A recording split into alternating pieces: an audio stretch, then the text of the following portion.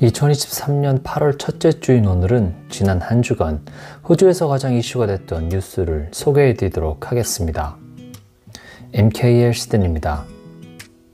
한 주간 이슈가 된 소식은 호주 소비자 물가지수가 6%를 기록하며 점차 둔화세를 보이고 있는 소식과 오늘부터 개최되는 연방의회 정기회기에서 호주 미래주택기금 법안이 재상정되는 소식, 보이스 국민투표를 위한 신규 유권자 등록수가 기록적인 상승세를 보이고 있는 소식을 전해드립니다.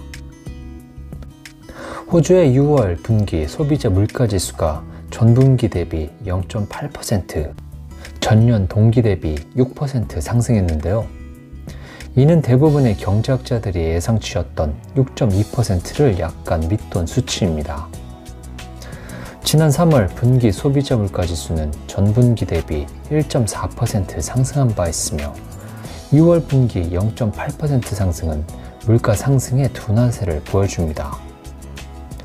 호주는 지난 2022년 12월 분기에 7.8%의 소비자 물가지수를 기록하며 32년 만에 최고치를 찍은 바가 있는데요. 지난 3월 분기는 7%, 그리고 6월 분기에 1% 더 낮아진 6%를 보이면서 소비자 물가 상승률이 둔화세를 이어가고 있는 가운데 이처럼 2분기 연속 인플레이션이 하락한 것을 디스인플레이션이라고 할 수 있습니다. 이는 통화 구매력이 증가하고 물가가 하락하는 경제적 현상을 말합니다. 이 때문에 호주 중앙은행이 8월 통화정책 회의에서 기준 금리를 인상할 가능성은 낮다는 전망이 나오고 있습니다. 호주 중앙은행은 2022년 4월 이후 연쇄 금리 인상 조치를 단행해 당시 0.1%였던 기준 금리를 현재 4.1%까지 끌어올린 바 있는데요. 이런 금리 정책은 물가 안정을 위함이었는데 이 물가에 대한 기준을 통계청 소비자 물가지수에 근거했기 때문에 호주 중앙은행 통화조정이사회의 기준 금리 정책 결정에 소비자 물가지수 하락은 핵심적인 부분이라고 할 수 있습니다. 짐 차머스 연방 재무장관은 이번 수치에 대해 긍정적으로 언급하며 가계 예산 압박 해소를 위해 인플레이션이 더 빨리 진정되기를 바란다며 이 부분이 이미 진척이 이루어지고 있다고 말했습니다. 이어 차머스 장관은 이 같은 상황에서 정부는 세 가지 일을 하고 있다고 밝혔는데요.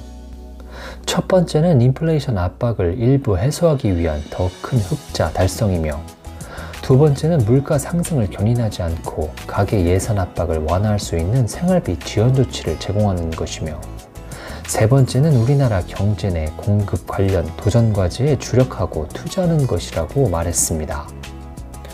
반면 연방 야당은 물가 상승 압력이 완화되고 있음을 보여주는 최근 수치가 호주 국민이 위안을 삼을 수 없다는 입장입니다. 경제적 변동에 영향을 받지 않는 순수한 물가 상승률을 측정하는 근원 물가는 여전히 5.9%에 머물러 있고, 이는 전 세계 선진국 가운데 가장 높은 수치 중 하나라고 지적했는데요. 정부가 문제의 근원이 아닌 징후들을 다루는 데 주력하고 있기 때문에 인플레이션 목표치 도달이 쉽지 않을 것이라고 주장했습니다. 오늘 7월 31일 월요일부터 연방의회의 정기회기가 재개되는데요. 연방노동당 정부는 녹색당의 발목 잡기로 표류하고 있는 공공주택 공급 확대를 위한 호주 미래주택기금 법안을 이번에 재상정할 것이라고 발표했습니다. 연방 노동당 정부의 핵심 주택 정책 공약이었던 해당 법안은 지난 2월 15일 연방 하원 의원을 통과했지만 녹색당의 강력한 반발로 상원 인준 표결이 10월로 연기됐고, 정부는 새로운 절충안을 통해 녹색당과 협상에 나설 계획입니다. 전방정부는 당초 100억 달러의 호주 주택미래 펀드를 설립해 그 수익금으로 향후 5년 동안 3만 가구의 공공서민주택을 공급하는 계획을 추진했으나 재정 지원 규모를 대폭 확대하라는 녹색당의 과도한 요구로 상원 인준 표결이 연기되어 왔습니다. 앤소니 알바니지 연방 총리는 지방자치제를 폐지하고 사유주택 시장을 폐지하라는 등의 녹색당의 터무니없는 요구를 더 이상 수용할 수 없는 것으로 결론 내렸으며, 세입자의 권리 증대 등의 이슈는 계속 논의해 나갈 것이라고 말했습니다. 한편 녹색당과 공조하고 있는 자유당은 녹색당과는 다른 각도에서 법안에 반대하고 있는데요. 건설 및 주택 시장의 현실은 무시하고 탁상 공론식으로 준비된 법안이고 지극히 정치적 발상에 불과하다면서 악법이라고 단정짓고 있습니다. 올해 10월 혹은 11월에 실시되는 보이스 국민투표를 앞두고 호주 선거관리위원회에 새로이 등록한 신규 유권자 수가 기록적 상승세를 보이고 있습니다. 호주인들은 국민투표 및 선거에 투표하기 위해서 의무적으로 유권자 등록을 해야 하는데요. 전국적으로 등록률이 계속 상승하고 있으며 모든 주와 테리토리의 등록률은 사상 최고치를 기록 중이고 전통적으로 등록률이 낮은 구간에서도 등록률이 계속 상승하고 있습니다. 호주 선관위는 이를 두고 민주주의의 참여 정신의 구현이라고 평가했습니다. 호주 선관위는 호주 민주주의에 매우 의미 있는 수치이며 선관위가 수년 동안 홍보활동을 펼칠 결실이라고 말했는데요. 2023년 국민투표가 호주 역사상 그 어떤 연방 선거보다 민주적 참여에 대한 가장 모범적인 기준이 될 수 있음을 의미합니다.